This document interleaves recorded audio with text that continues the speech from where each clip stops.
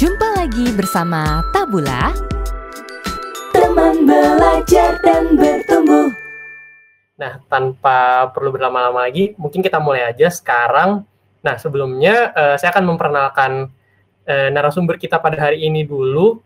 Jadi narasumber kita pada hari ini adalah Kak Syabi, seorang clinical psychologist juga, seorang praktisi.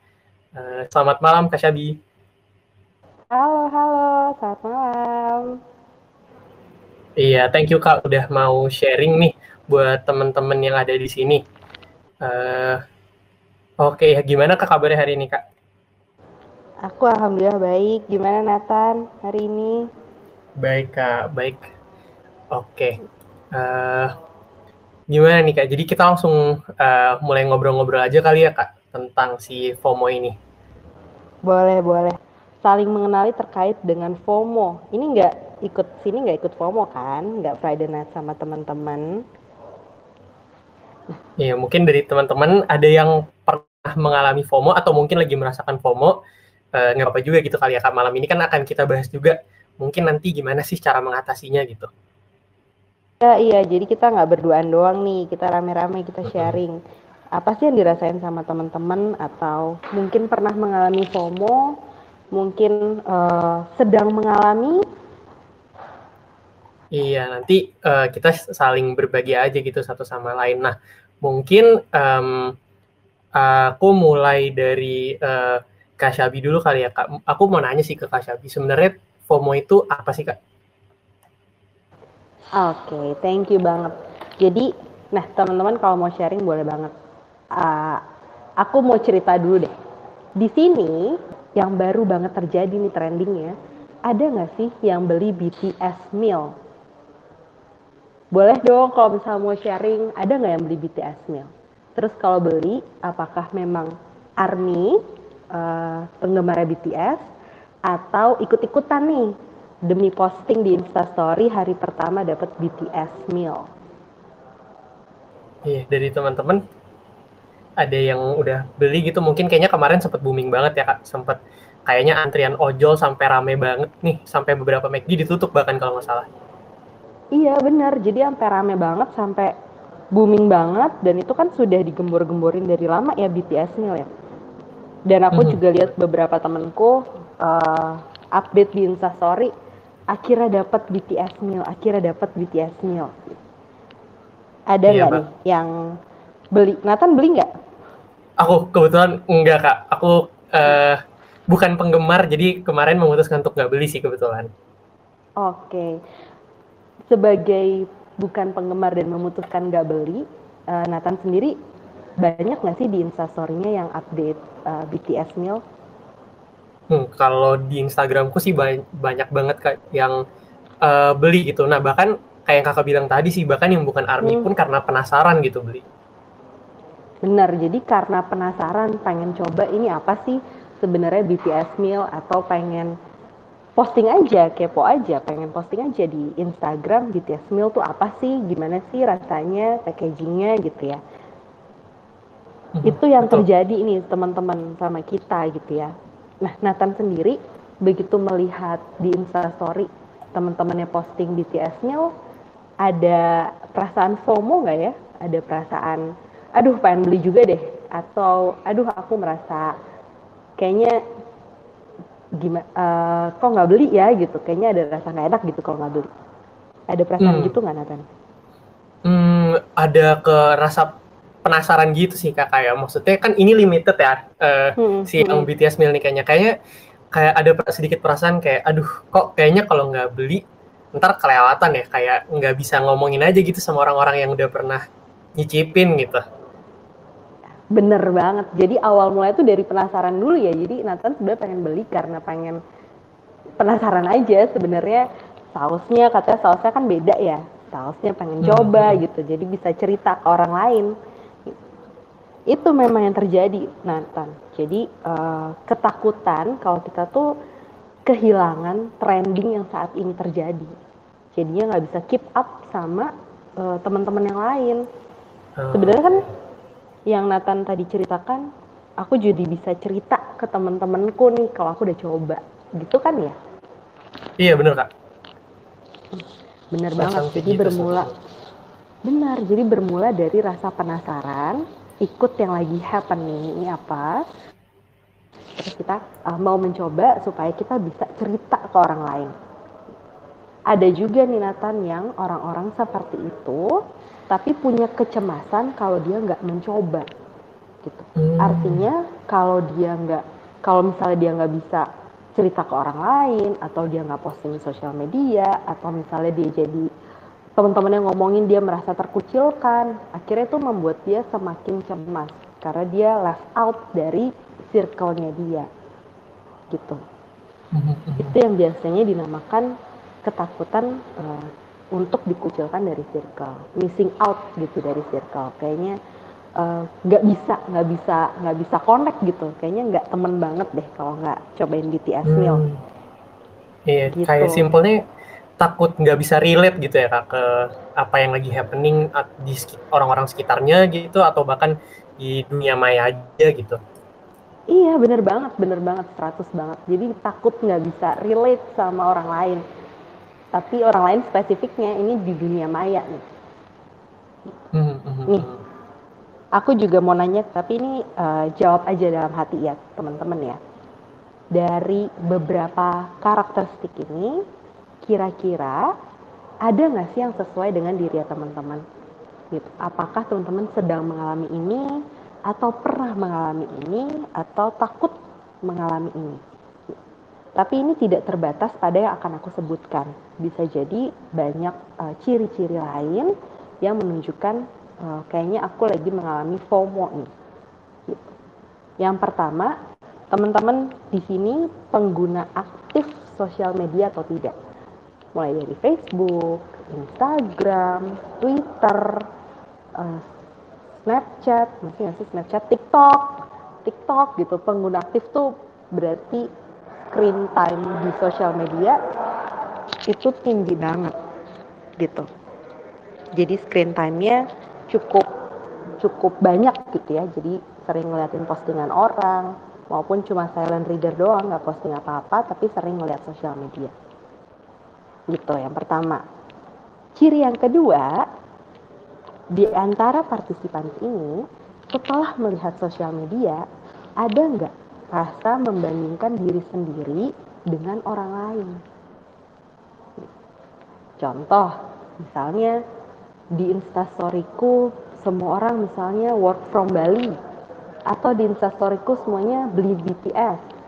Kok aku nggak dapet BTS-nya? Atau aku di sekitarku McD tutup semua, aku kehilangan BTS.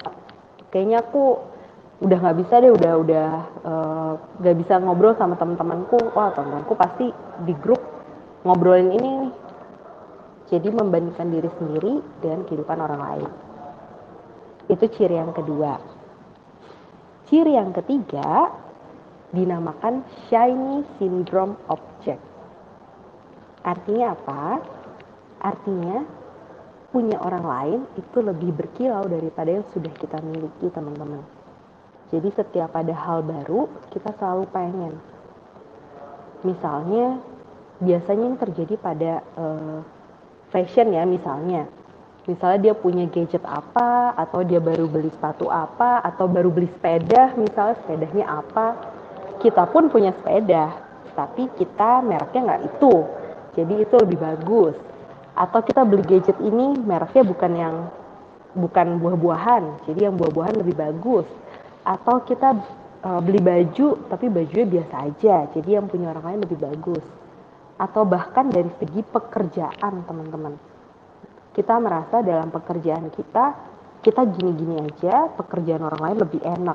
Wah, kantornya dia bisa work from Bali nih, kayaknya salary-nya gede nih daripada salary gue. Kayak kantornya dia nggak dipotong nih selama pandemi, kayaknya kantor dia lebih bagus dari gue nih. Atau misalnya dia kerjanya freelance, kayaknya lebih enak dari gue nih. Jadi kita lebih tertarik sama apa yang dimiliki oleh orang lain. Namanya shiny syndrome object. Itu ciri yang ketiga tuh teman-teman. Ciri yang keempat, untuk mengetahui apakah aku FOMO atau tidak, sulit berkata tidak terhadap ajakan orang lain meskipun saya nggak suka. Contoh, teman-temanmu mau riding, mau naik sepeda pagi-pagi, sedangkan kamu bukan morning person. Tapi demi konten, demi bisa cerita sama orang, demi bisa kumpul, demi nanti bisa ikut nimbrung sama conversationnya, aku morning ride gitu. Jadi aku berkata iya. Atau misalnya diajak kemana gitu, tapi kamu sendiri masih cemas untuk keluar rumah karena pandemi misalnya. Tapi ya udah deh, aku iyain demi aku bisa ngumpul sama teman-teman aku. Jadi aku sulit berkata tidak terhadap ajakan orang lain meskipun aku sebenarnya nggak suka. Itu ciri keempat tuh teman-teman. Ciri kelima, wah banyak nih ya. Ada nggak nih yang udah nilai kayaknya aku 5-5-nya aku banget nih, atau aku 4-4-nya aku banget nih. Ciri yang kelima adalah merasa khawatir terhadap penilaian orang lain. Karena tadi ada eksistensi di dalam sosial media, di dalam pertemanan yang harus dijaga, sehingga penilaian dari orang lain, apalagi dari teman-temannya, itu menjadi penting. Dan yang terakhir adalah tidak puas dengan kehidupan pribadinya. Kembali lagi tadi ke ciri ketiga tuh teman-teman, shiny syndrome object. Jadi karena kita tidak puas dengan apa yang kita dapatkan, seringkali kita melihat orang lain tuh jauh lebih enak. Mulai dari kehidupannya, mulai dari pekerjaannya, mulai dari barang-barang yang dia pakai, mulai dari dia sangat hits banget misalnya. Jadi kita ada ketidakpuasan dengan kehidupan pribadi kita. Gitu, itu ciri-ciri apakah kira-kira kita sedang mengalami atau kita pernah mengalami FOMO atau takut mengalami FOMO. Jadi aku menjawab pertanyaan Nathan tadi. Jadi apa sih itu FOMO? FOMO itu berdasarkan namanya, itu namanya fear of missing out teman-teman. Fear of missing out itu mengacu pada perasaan cemas. Fear ada takut, ada kekhawatiran, ada kecemasan yang muncul akibat rasa ketertarikan terhadap kehidupan orang lain. Jadi kita punya kekhawatiran terhadap kehidupan kita sendiri dan kita jadi lebih tertarik sama kehidupan orang lain. Sehingga seringkali lupa terhadap apa yang sudah kita miliki saat ini, terhadap kehidupan kita saat ini. Nah, sebenarnya teman-teman ya, sebenarnya tuh FOMO bukan hal yang baru tahu. Sebenarnya tuh FOMO sudah ada sebelumnya. Jadi bukan hal yang baru. FOMO sendiri sudah dari tahun 90-an sudah ada FOMO ini. Terus kenapa sih baru booming sekarang? Karena sosial media sangat terbuka, ruang publik yang sangat terbuka. Jadi lebih terlihat lagi kalau ada FOMO-nya. Kalau dulu, ini tanpa menyebut umur ya, semoga kita seangkatan nih teman-teman. Kalau dulu, waktu aku kecil nih teman-teman, karena penggunaan sosial media nggak ada, handphone juga mungkin baru dapat dari kelas SMP gitu ya, jadi belum ada tuh lihat-lihat status orang, terus lihat-lihat instastory, foto-foto gitu nggak ada. Tapi ada ketakutan kalau aku beda dari yang lain, kalau aku nggak bisa pakai apa yang orang lain pakai. Jadi aku selalu beli apa yang orang lain beli. Contoh, sepatu, atau misalnya musik, lagi suka apa, ngefans apa, ikut-ikutan suka. Terus misalnya baju, atau mainan yang kita bawa ke sekolah gitu teman-teman. Jadi atau mainan yang kita bawa ke sekolah, kayaknya dia bawa mainan ini, aku juga mau beli gitu. Itu di kalangan yang belum punya sosial media. Atau misalnya di kalangan bertetangga juga ada loh FOMO-nya. Biasanya lewat tukang sayur tuh, terus gosip, si ibu ini punya ini, si ibu ini punya ini, aku juga mau ikutan beli gitu. Itu contoh-contoh FOMO. Cuma sekarang booming banget karena sosial media itu sangat terbuka, teman-teman.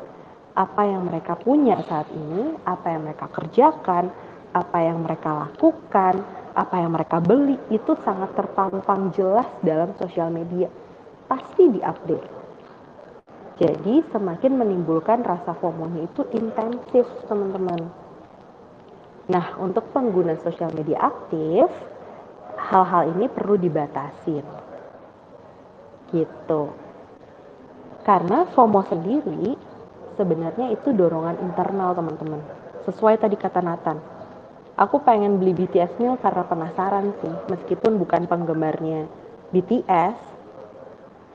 Ya, benar banget. Jadi FOMO itu dimulai dari rasa ingin tahu. Ada dorongan internal, ada rasa penasaran untuk pengen tahu apa yang dilakukan oleh orang lain, apa yang dibeli sama orang lain, terus apa yang dikerjakan sama orang lain, sehingga kita sangat tertarik jadinya sama kehidupan orang lain. Hati-hati loh teman-teman, kadang kita jadi lupa sama diri kita sendiri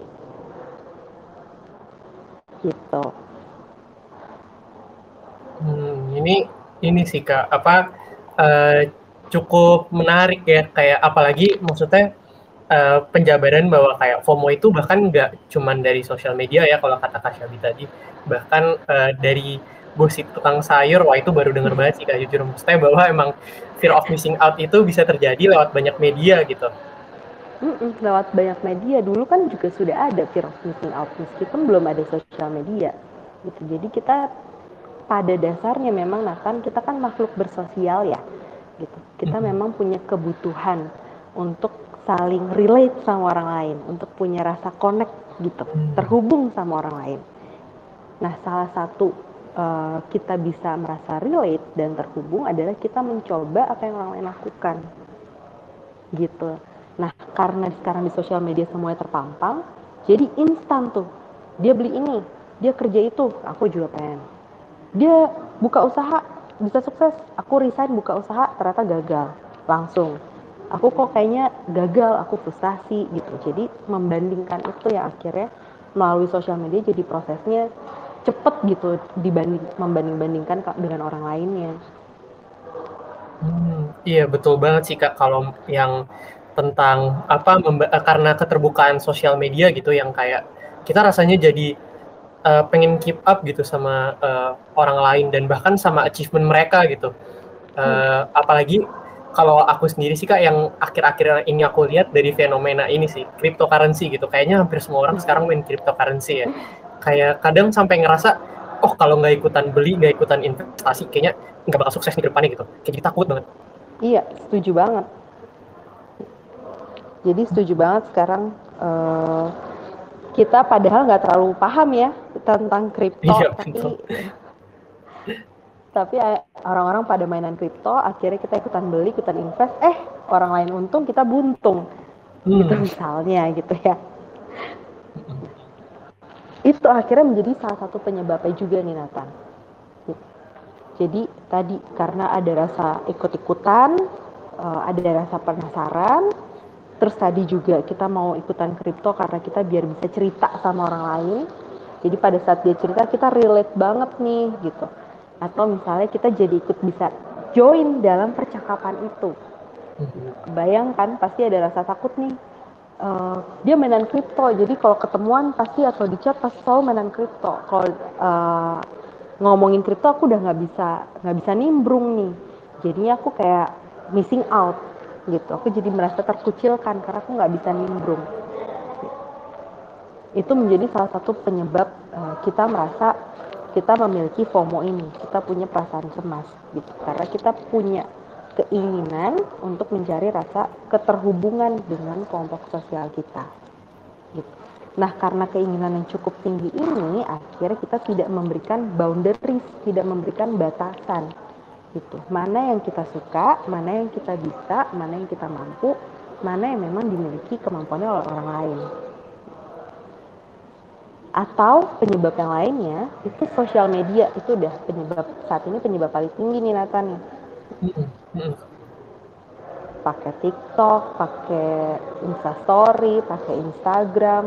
Twitter kayaknya belum terlalu ya, karena nggak memampangkan foto-foto ataupun video deh, kayaknya nggak terlalu cepet gitu ya pesannya. Iya, untuk mungkin lebih dapatin. Instagram dan TikTok gitu kali ya Kak sekarang mah. Iya, Instagram atau TikTok biasanya. Jadi sosial media digunakan untuk mengamati apa yang terjadi dari kehidupan orang lain. Terkadang kita main sosial media, di sosial media itu sebenarnya tujuannya tuh netral. Kita bisa pakai sosmed buat branding, buat jualan misalnya, atau misalnya buat cari informasi. Ini kan dapat informasi Tabula pasti dari Instagram, dari sosial media gitu kan. Tapi ada juga nih yang menggunakan sosial media untuk ngepo kehidupan orang lain. Oh, dia kegiatan paginya ini, kegiatan sorenya ini, atau pagi-pagi makan, sarapan, terus naik sepeda cek di TikTok misalnya gitu. Kita kira kepo dengan kehidupan orang lain. Terus apalagi yang menyebabkan, yang berikutnya adalah perasaan nggak puas, perasaan nggak puas terhadap pencapaian diri kita sendiri. Jadi kita tidak puas dengan apa yang kita lakukan sekarang, kita nggak puas sama apa yang kita capai, kita nggak puas sama apa yang kita beli, jadi kita terus aja membandingkan diri sama orang lain. Padahal teman-teman, itu bukan kompetisi loh. Membandingkan diri kamu sama orang lain itu bukan pertarungan untuk dimenangkan. Tapi bandingkanlah diri kamu dengan yang hari kemarin. Oh, kemarin aku bangunnya jam 10 pagi nih, hari ini aku bisa bangun jam 7 pagi. Berarti tandanya kamu udah jauh lebih baik dibandingkan hari kemarin. Itu baru namanya kita berkembang. Tapi kalau kita membandingkan diri sama orang lain, kita yang ada tidak puas terus. Gitu. Terus yang terakhir memang karena dari kita sendiri ada rasa rendah diri. Biasanya orang-orang yang memiliki rasa rendah diri lebih mudah untuk mengalami FOMO ini, Nathan. Jadi tuh kalau aku gambarin tuh ya, itu kayak circle nih, Nathan. Jadi kita punya rasa rendah diri, terus kita merasa nggak puas sama apa yang kita lakukan.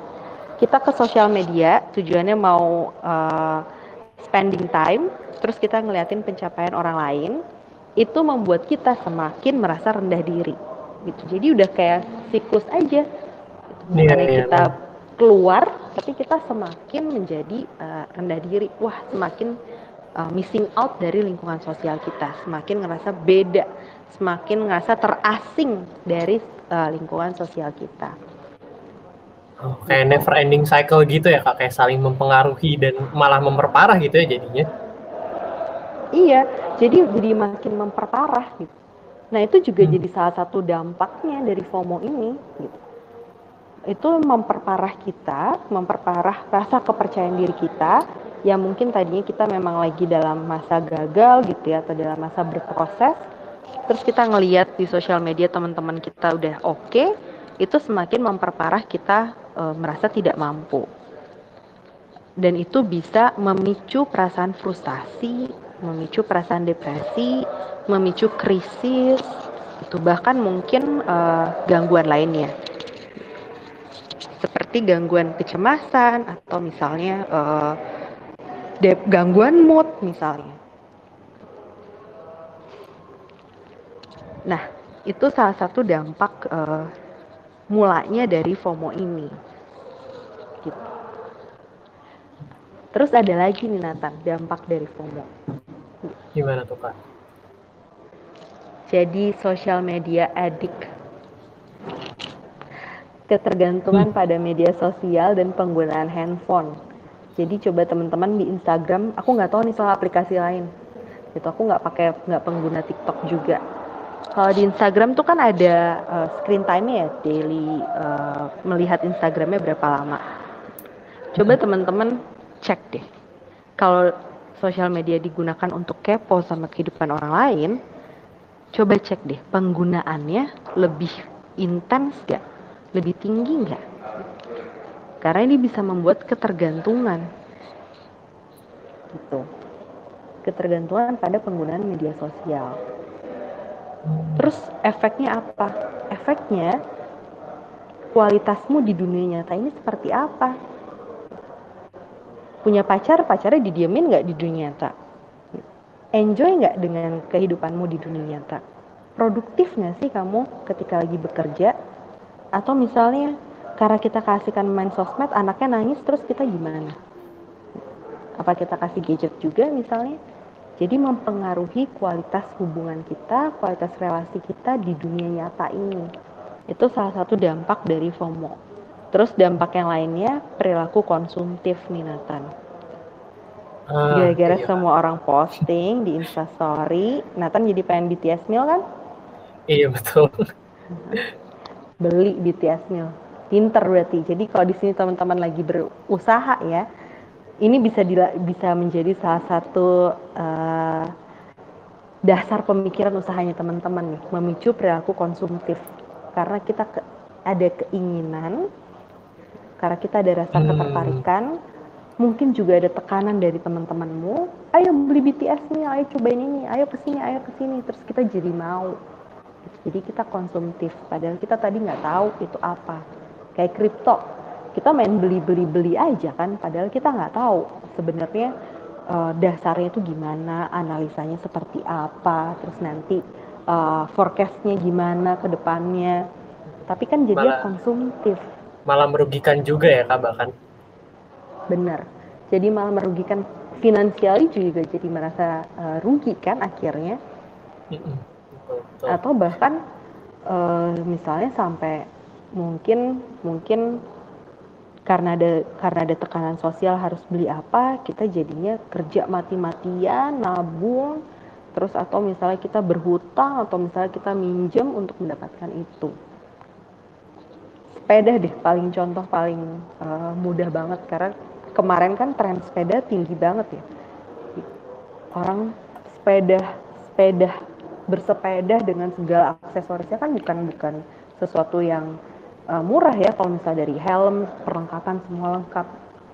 Padahal sebenarnya orangnya nggak morning person. Akhirnya kan ini mempengaruhi perilaku kita konsumtif dan mempengaruhi juga secara finansial. Jadi itu dampak-dampak dari FOMO. Bukan hanya saat ini, tapi jangka panjangnya mempengaruhi beberapa aspek. Gitu. Mungkin kita merasa kita terasing dari lingkungan sosial kita, sehingga kita mau keep up sama apa yang terjadi di lingkungan sosial, sama trendingnya, sama kehidupan orang lain. Kita mau mencoba kehidupan orang lain, tapi kita lupa sama dampaknya. Gitu. Mungkin kayak ini ya Kak, kalau dari penjabaran Kak Syafi barusan sih jadinya yang aku tangkap adalah kayak kita nggak hidup buat diri kita sendiri gitu. Jadinya ngikutin orang lain aja gitu, apa yang dilakukan orang lain gitu, just for the sake of keeping up gitu. Ya, benar banget. Jadi kita jadi lupa sama diri kita sendiri gitu kan. Jadi kita lupa sama diri kita sendiri, kita cuma karena mungkin ada tekanan sosial juga, terus kita sebagai pribadi nggak bisa ngomong enggak sama teman kita, jadi kita ikutin aja. Kita lupa nih sama diri kita sendiri gitu. Kita lupa sama diri kita sendiri, kita lupa sama apa yang sudah kita punya. Terus ternyata orang lain punya nasib yang berbeda dari kita jadi self-blaming. Jadi menyalahkan diri sendiri. Aku udah ngikutin caranya dia, kok dia berhasil, aku enggak. Semua orang di sini cari kerja susah, udah main kripto aja. Gitu. Oke, kita semua di sini main kripto. Kita invest, kita lihat, wah jual beli tanpa kita punya pemahaman yang cukup baik terhadap kripto. Temanmu bisa, kamunya nggak bisa. Yang berdampaknya adalah kita nyalahin diri kita sendiri. Wah aku gagal nih, aku nggak bisa nih, aku ini banget nih, nggak mampu nih. Masa dia bisa, gue nggak bisa? Parah banget gue. Jadi berdampaknya ke kita sendiri. Padahal mungkin yang temanmu lakukan sudah menganalisis banyak, makanya dia masuk kripto duluan dibandingkan kamu. Misalnya. Oke, jadi nggak berjalan di pace-nya kita sendiri gitu. Kita berusaha kejar langkahnya orang lain, padahal kan ya sebenarnya setiap orang toh punya ini ya Kak, temponya masing-masing gitu dalam berjalan.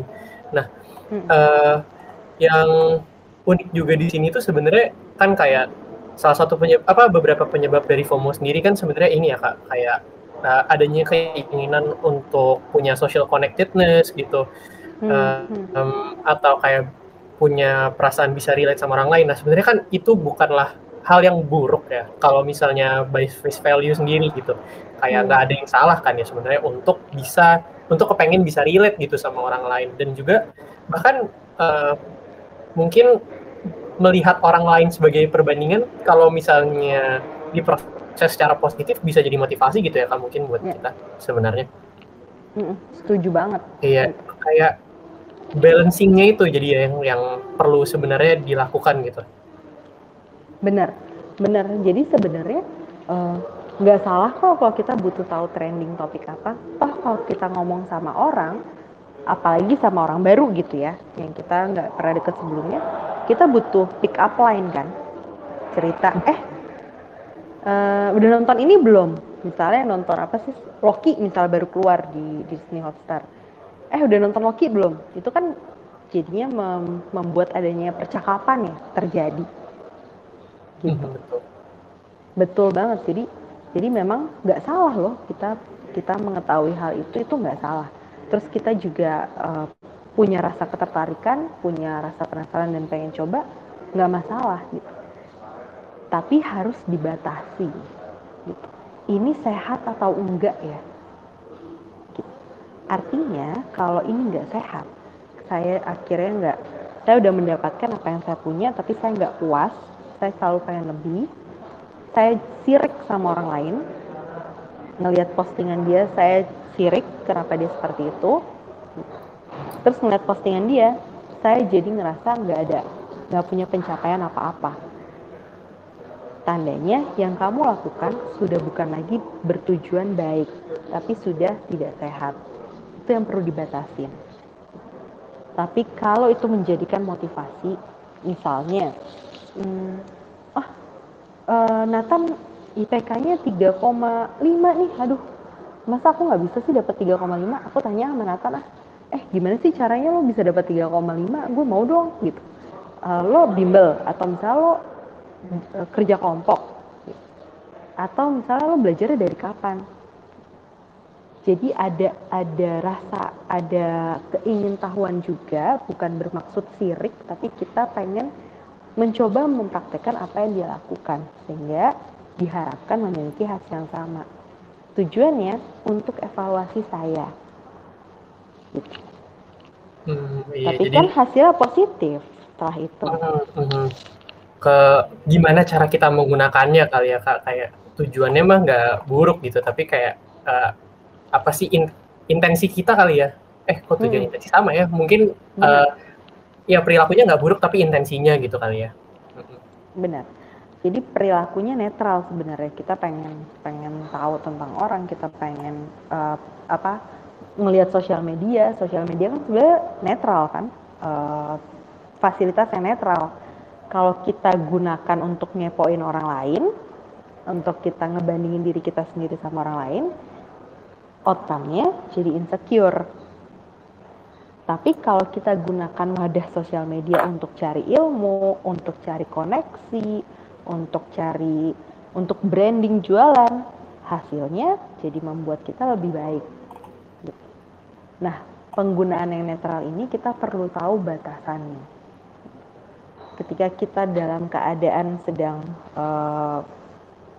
merasa mungkin lagi krisis gitu ya, lagi menghadapi quarter life crisis, lagi krisis, lagi merasa rendah diri, lagi merasa capek, lelah, terus kita lihat di sosial media semua orang kehidupannya serba bagus gitu ya, serba mengkilau, lebih baik coba batasi penggunaan sosial mediamu gitu. Matikan sosial mediamu, silahkan lakukan apa yang biasa kamu lakukan. Misalnya lakukan hobimu, atau misalnya olahraga, atau misalnya pengen coba bermusik lagi gitu. Jadi batasi penggunaan sosial media supaya hasilnya atau intensinya bukan membandingkan diri sendiri gitu. Itu menjadi salah satu cara mengatasinya juga sih, cara mengatasi dari FOMO itu sendiri, Nathan. Membatasi penggunaan sosial media kita gitu ya Kak, ke tahap yang sehat gitu. Iya sih, dan sekarang pun untuk melakukan hal itu sebenarnya nggak sangat bisa dilakukan gitu ya Kak, bahkan kayak sebenarnya aku juga udah sempat cari tahu juga gitu soal kayak pembatasan penggunaan sosial media, karena kan aku juga sebelum membawakan materi baca-baca gitu tentang apa sih FOMO itu dan cara mengatasinya gitu. Nah, bahkan kayak sekarang pun ada aplikasi gitu yang memang dikhususkan untuk limit screen time kita di beberapa sosial media. Jadi itu benar-benar bisa banget gitu untuk dijadikan salah satu alternatif ketika kita mau menghindari perasaan FOMO itu sendiri gitu kali ya Kak. Iya, benar. Gitu. Atau itu bisa dilakukan menjadi alternatif, atau kita sendiri yang juga membatasi penggunaan sosial media. Gitu. Jadi kalau misalnya biasanya tuh kita kalau udah pakai sosial media apapun, biasanya jadi nggak produktif tuh, jadi malas kerja misalnya. Kalau gitu batasi penggunaan sosial media, boleh dilakukan di malam hari misalnya. Gitu. Jadi kita sendiri yang perlu set jadwal buat kita gitu, supaya waktu kita itu bisa dialokasikan untuk hal yang lebih produktif dibandingkan melihat sosial media. Iya, I see. Oh iya, sekali ini kali ya Kak, tadi kan di awal juga kayak kita bilangnya kalau misalnya dari teman-teman ada yang mau sharing boleh raise hand nih. Kayaknya ada di sini ada Kak Dea Joti Putri udah raise hand, mungkin mau coba sharing, coba kita kasih mic dulu kali ya Kak. Silakan, halo Dea. Iya, Dea boleh sharing? Iya, jadi aku tuh gini, berarti ketika kita ngerasa FOMO itu faktor terbesarnya itu diri kita sendiri, atau juga lingkungan itu juga faktor besar sebagai pendorong gitu. Oke, jadi apakah lingkungan berpengaruh gitu ya terhadap perasaan FOMO? Gimana tuh Kak? Dua-duanya berpengaruh Dea. Jadi biasanya memang ada tekanan dari lingkungan, itu namanya social pressure. Gitu, ada tekanan dari lingkungan, atau misalnya gini, teman-temanmu pergi kemana, gitu, terus deh gitu itu dibahas terus berhari-hari, sementara kita nggak ikut, gitu. Akhirnya kita jadi merasa terkucilkan karena hal itu. Atau teman-temanmu pakai apa yang dia juga berharapnya kamu juga pakai. Jadi ada tekanan dari lingkungan, atau bahkan lingkunganmu yang membanding-bandingkan dengan orang lain. Lihat si ini kerjanya ini, si ini udah punya ini, si ini udah nikah, si ini udah ini. Kita jadi merasa terkucilkan. Jadi ada faktor dari lingkungan, ada social pressure-nya. Nah, ada faktor juga dari kitanya juga. Gitu. Akhirnya karena kita punya tekanan dari lingkungan, itu mempengaruhi kita dalam menilai diri kita sendiri. Gitu. Itu memunculkan rasa bahwa saya nggak punya apa-apa. Bahwa saya juga kayaknya, masa saya udah kerja gini, si ini baru kerja itu dapatnya itu. Si ini baru pacaran segini, masa udah nikah. Atau saya di usia segini, teman-teman saya udah nikah. Sorry, teman-teman saya kalau nggak nikah punya anak. Dan saya gini, masih gini-gini aja misal. Jadi kedua faktor itu terkadang mempengaruhi. Nah, salah satu untuk menghadapi hal tersebut, dia perlu juga untuk di-remind terkait dengan kehidupanmu, value yang kamu miliki, kemudian goals kamu sendiri, tujuanmu. Karena kan value yang dimiliki sama orang lain, sama goals yang dimiliki orang lain, itu kan nggak sama. Gitu. Misalnya, ada tekanan sosialnya terkait pekerjaan, atau terkait pernikahan. Nah, saya sendiri, sebenarnya memang suka nggak sih sama pekerjaan saya? Pekerjaan saya sendiri sebenarnya sesuai nggak sih sama minat saya? sesuai nggak sama apa yang ingin kita capai. Kalau kamu udah senang dengan pekerjaanmu, meskipun orang lain punya uh, lingkungan kerja lebih bagus atau punya jabatan lebih bagus, tapi karena kita senang dan puas dengan apa yang kita kerjakan, tidak menjadi FOMO akhirnya. Itu salah satu contohnya dia. Ya, Kak. Menjawab nggak? Menjawab, Kak. Dan lebih kurang sama kayak insecure gitu jadinya ya, Kak. Benar gitu. Jadi insecure dan FOMO sama-sama dasarnya adalah sama-sama cemas dia gitu. Jadi kalau FOMO ini lebih karena kita merasa terasing. Jadi kita takut merasa terasing dari lingkungan sosial kita. Kalau kita beda dari yang lain, kita kan jadinya terasing dari lingkungan sosial. Tapi kalau insecure itu tidak harus membandingkan diri sendiri sama orang lain, tapi kita aja tanpa ada perbandingan kita udah nggak puas sama diri kita sendiri. Tanpa kita perlu membandingkan sama orang lain, kita tuh udah lagi dalam keadaan insecure. Kita lagi dalam keadaan nggak puas sama diri kita sendiri. Udah kita lagi nggak puas sama diri kita sendiri, terus kita lihat lingkungan sosialnya seperti shining, smearing, splendid gitu, bagus-bagus gitu, kita merasa ada terkucilkan, jadi ada FOMO gitu. Bermulanya biasanya salah satu penyebabnya tadi salah satunya karena kita punya rasa insecure atau punya rasa rendah diri gitu. Harga diri yang rendah gitu ya. Gitu deh, jadi bermula dari situ. Bisa bermula dari situ. Oke. Oh ya, sorry Kak Dia. Mau masuk lagi nih. Kan anak kecil itu kan apa yang dia dapat ketika dia dididik waktu kecil itu kan ngaruh sama dia waktu tumbuh dewasa gitu, Kak.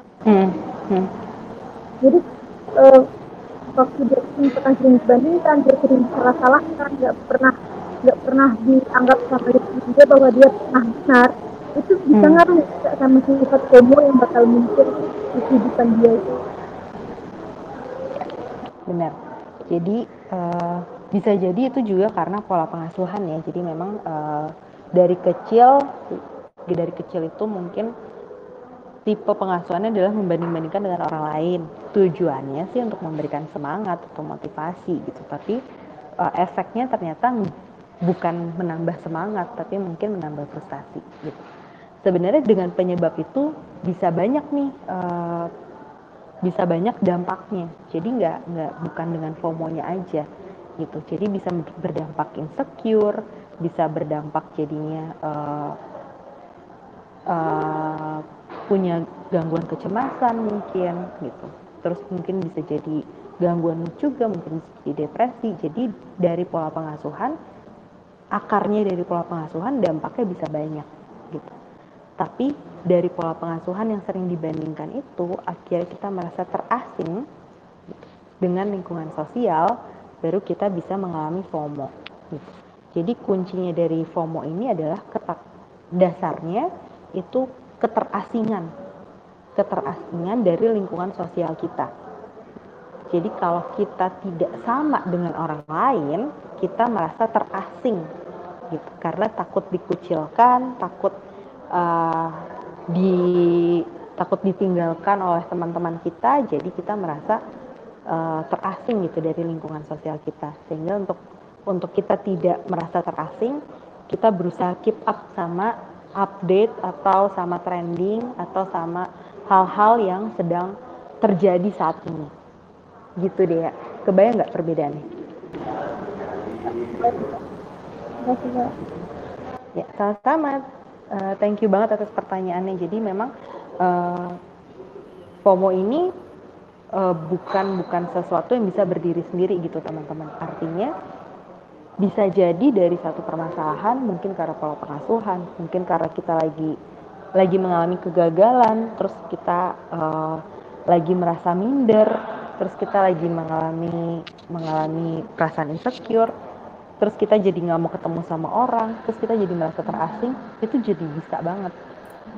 Tapi kuncinya ketika kita lagi mengalami FOMO adalah kita punya ketertarikan, keinginan untuk bisa update atau bisa menempatkan supaya kita eksis, kita ada nih eksistensi kita di lingkungan sosial dengan selalu mengikuti apa yang terjadi di lingkungan sosial sehingga tidak merasa terasing gitu.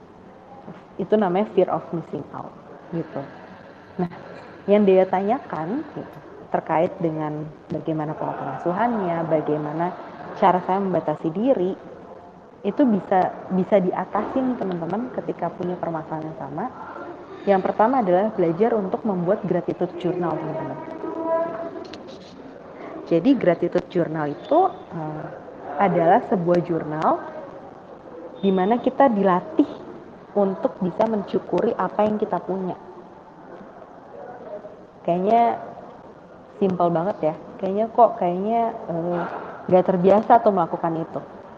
Tapi dari hal sesederhana itu, kita bisa ngubah fokusnya. Sesuai kata Nathan tadi, ubah intensinya.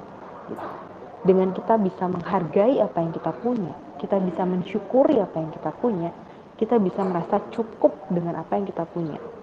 Sehingga ketika orang lain punya yang lebih baik, kita tidak merasa sirik dan kita ingin menjadi seperti mereka.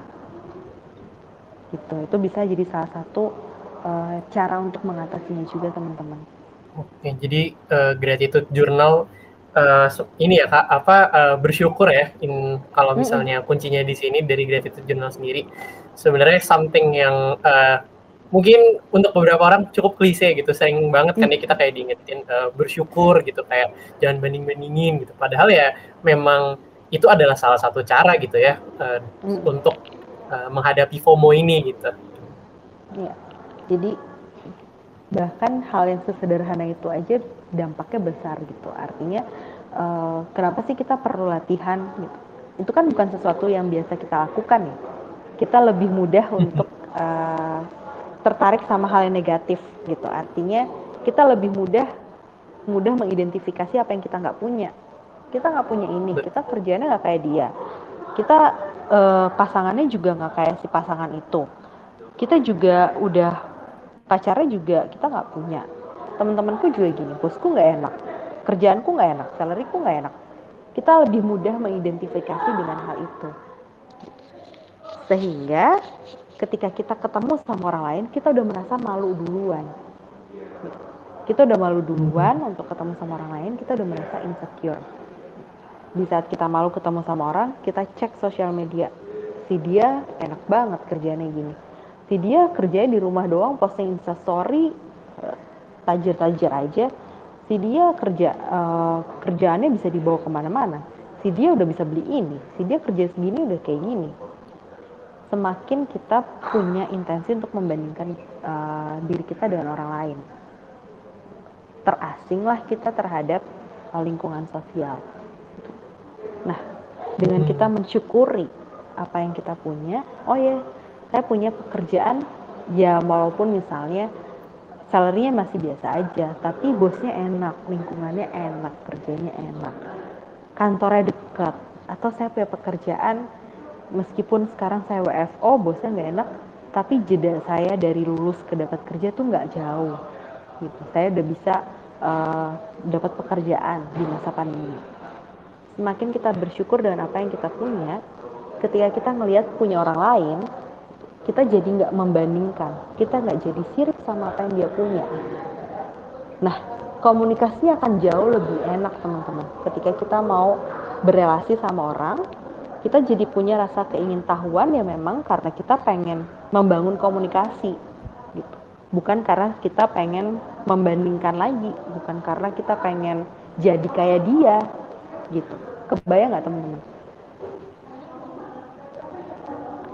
Jadi berfokus sama diri sendiri gitu ya Kak, supaya nggak ada keinginan untuk membandingkan diri terhadap orang-orang lain gitu ya. Itu salah satu cara untuk mengatasi FOMO. Dan teman-teman kalau misalnya supaya kayaknya aku nggak enak nih Kak kalau bilang enggak gitu ya, nanti orang-orang pergi kemana terus aku nggak diajak, aku nggak bisa ngomong nanti sama mereka, nggak bisa ngobrol. cobalah teman-teman pertama juga berlatih untuk mengatakan tidak pada hal yang memang teman-teman nggak suka. Nathan nggak suka BTS, Nathan bukan penggemar BTS, Nathan mau diajak makan BTS meal, kalau Nathan nggak mau, Nathan bisa menolak kan? Betul. Supaya nggak apa ya, kita nggak kayak kata aku tadi kali ya, kayak yang nggak hidup karena orang lain aja gitu, kayak ya kita inget aja kita maunya apa gitu, jangan terpaksa. Nah, aku di sini juga ngeliat nih Kak, tadi ada Kak Sasha, Safa Bustomi udah raise hand. Tadi aku belum sempat allow buat speak. Kita coba kasih mic juga kali ya Kak untuk sharing. Boleh. Enak nih, Oke. jadi aku nggak berduaan aja nih. Iya, oke. Halo Kak Sasha, udah terdengar ya? Halo? Iya, halo Kak. Halo, oke. Halo Kak Sabrina, thank you. Halo Makasih juga. Sasha. Thank you juga Nathan udah ngasih buat aku speak up. Sebetulnya pertanyaan aku tuh udah terjawab tadi. Tapi ada pertanyaan lagi yang muncul gitu. Aku tuh content creator. Terus aku tuh mau bertanya aja sih, kayak as a psychology student juga, di sini tuh FOMO sangat amat luas juga ya Kak, kalau dilihat-lihat gitu ya. Entah itu mengarah kepada kecemasan atau mengarah kepada permasalahan dan lain-lain.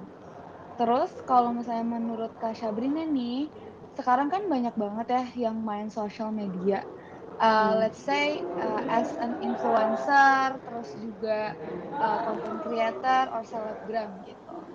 Apakah dengan just updating aja mereka tuh bisa dibilang FOMO, atau sebetulnya apa ya, batasan FOMO untuk kalangan-kalangan yang emang aktif media sosial untuk bekerja ya, bukan bekerja sih, berkarya di sosial media tuh batasannya di mana sih Kak gitu? Itu pertanyaan dari aku sih.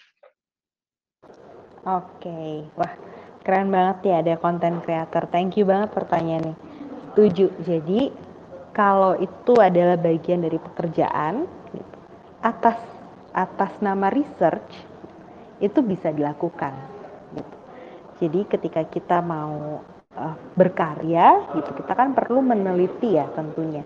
Baik meneliti dari orang lain, dari perspektif orang lain, di berbagai sumber, baik juga perlu keep up sama apa atau update sama hal-hal yang terbaru. Apalagi kalau misalnya sebagai content creator kan bukan hanya update, mungkin juga mencoba mungkin ya Sasha ya, mencoba hal yang baru supaya kita bisa membangun karya dari situ gitu, bercerita terkait hal itu. Ketika dikemasnya dalam bentuk pekerjaan, jatuhnya research, dan itu outputnya atau hasilnya itu bisa membuatmu memang memiliki inspirasi, memiliki motivasi untuk bisa menghasilkan karya yang baik. Itu bukan FOMO. Tapi kalau kita atas dasar research, atas dasar kita pengen cari tahu tentang orang lain, kita pengen membandingkan karya-karya orang lain, pengen tahu update hal orang lain, tapi outputnya adalah untuk menegakkan supaya kita tuh bisa sama orang itu. Artinya outputnya adalah membuat kita jadi membandingkan diri kita sendiri. Outputnya jadi membuat kita menilai diri kita yang ke arah gak baik gitu.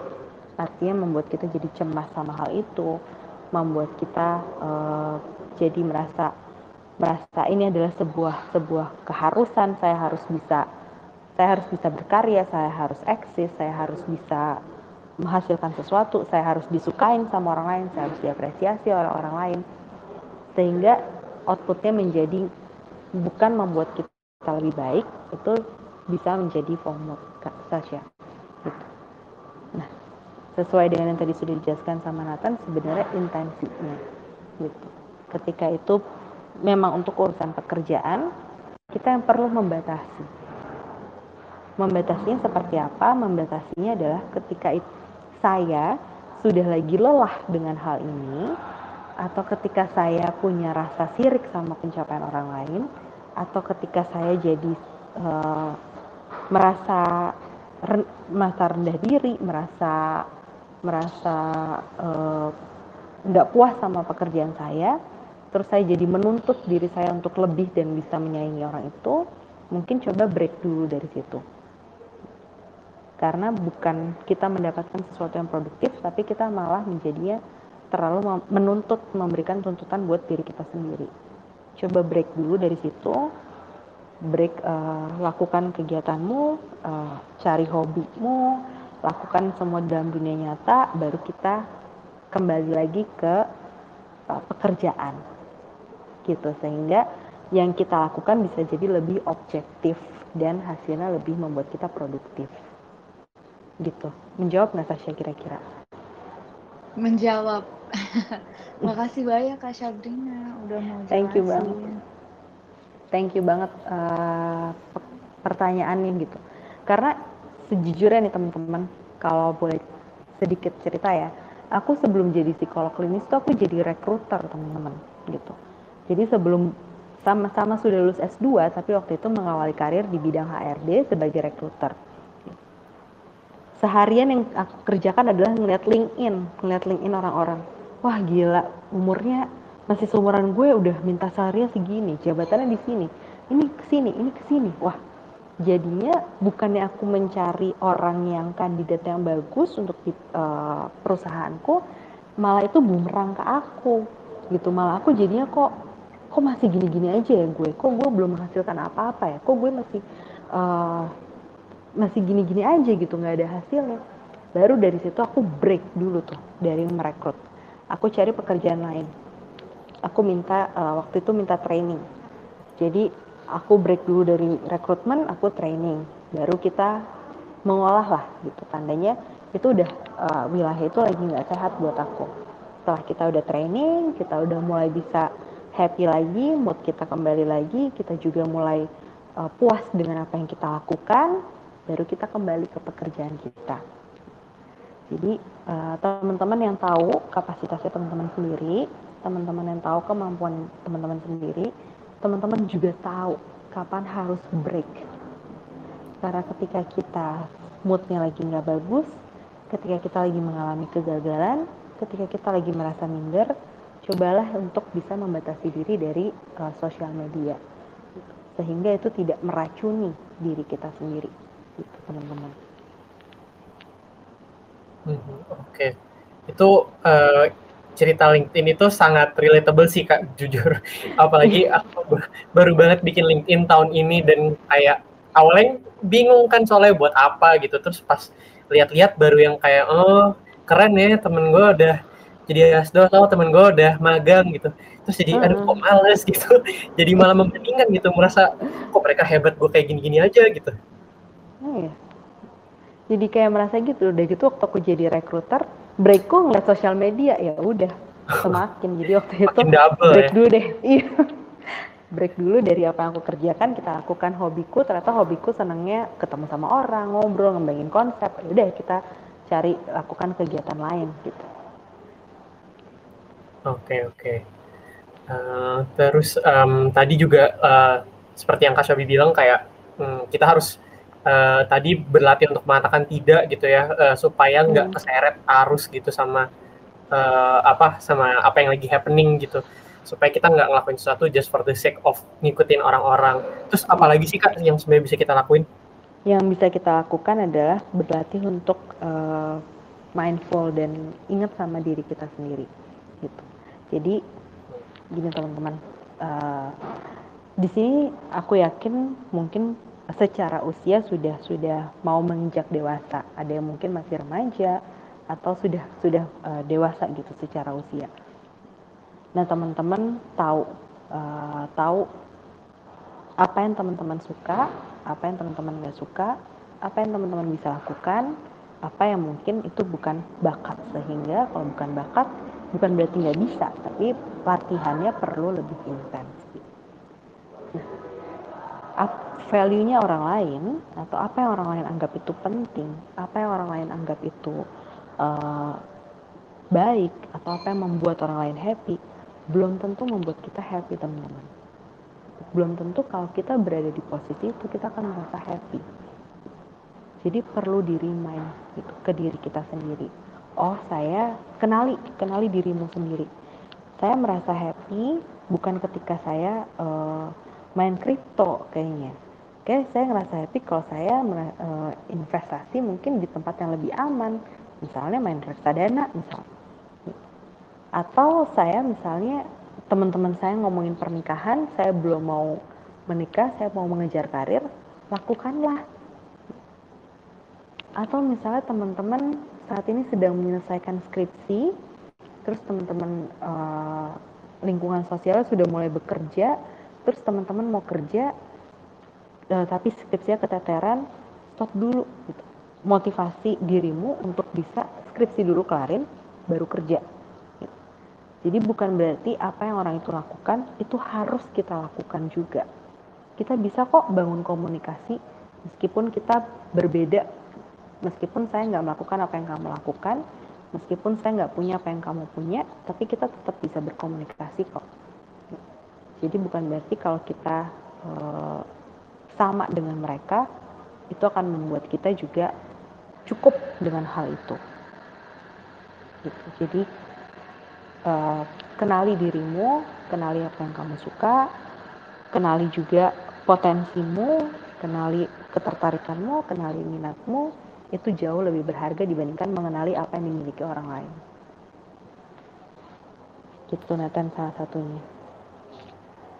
Oke, berarti kalau misalnya aku coba simpulin dikit, ujung-ujungnya kembali lagi ke diri kita masing-masing gitu ya Kak, kayak apa sih yang sebenarnya kita pengen, sebenarnya minat kita di mana gitu. Kayak instead of consideration kita ada di orang lain, tapi ada baiknya kalau itu di dalam diri kita sendiri gitu ya Kak. Benar. Karena bisa jadi fear of missing out ini membuat kamu tuh miss out on everything. Padahal kita cuma nggak pengen merasa terasingkan dari lingkungan sosial, tapi kita jadi nggak kenal sama diri kita sendiri. Kita jadi asing sama diri kita sendiri. Kita jadi krisis sama diri kita sendiri. Gitu. Jadi lebih baik kita kenali diri kita sendiri dulu. Oke, itu sebuah quote yang menarik. Fear of missing out membuat kita justru malah miss out on many things gitu. Bisa jadi miss out on many things jadinya kan? Iya, oke. Ya insightful banget sih Kak. Jujur pembicaraan pada malam hari ini kayak jadi tahu sebenarnya FOMO itu akarnya dari mana, apa itu FOMO, akarnya dari mana, apa aja yang bisa kita lakuin untuk mengatasinya, dan juga tadi kita udah mencoba menjawab pertanyaan dari teman-teman yang lain gitu ya Kak, mengenai FOMO gitu. Thank you banget buat teman-teman yang udah berpartisipasi secara aktif di acara kali ini gitu teman-teman. Nah, sebelum kita mungkin tutup, kalau dari Kak Syabi sendiri, ada nggak sih Kak pesan terakhir gitu untuk teman-teman sebelum kita tutup acara untuk malam hari ini? Oke, thank you banget. Mungkin aku mau sangat berterima kasih pada Tabula dan teman-teman yang lain atas hari ini. Semoga ngobrol-ngobrol yang singkat ini bisa membantu teman-teman gitu, untuk lebih mengenali apa itu FOMO. Dan semoga juga ini bermanfaat buat teman-teman. Aku pribadi di sini itu bukan karena kita psikolog tapi kita bisa tahu gitu. Enggak teman-teman, kita sama-sama belajar. Aku pun juga di sini masih belajar gitu.